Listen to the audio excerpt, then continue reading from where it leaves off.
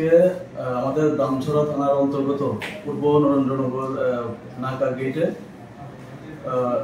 দুজন মহিলাকে সন্দেহজনক অবস্থায় হেঁটে যেতে দেখে আমাদের নাকা যে ডিউটিরত স্টাফ আছে ওদেরকে আটক করেন এবং ওনাদেরকে চেকিং করার পরে ওনাদের কাছ থেকে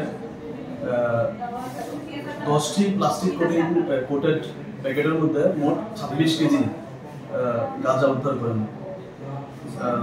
এরপরে ওই মহিলাদেরকে আমরা জিজ্ঞাসাবাদ করার জন্য থানাতে নিয়ে আসি এবং ওদের ইনভলভমেন্ট পাওয়া যায় এই কেসে।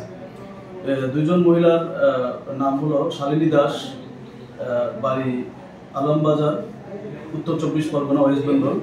আরেকজনের নাম আজমেরি বেগম, বৈশালী, বিহার।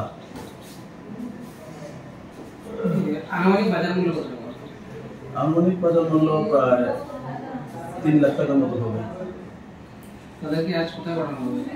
তাদেরকে আমরা আজকে ধর্মনগর ওমেন পিএসএ রাখবো, আগামীকালকে তাদেরকে আমরা ধর্মনগর সেশন কোর্টে আমরা প্রেরণ করবো। রিমান্ড চাওয়া হবে।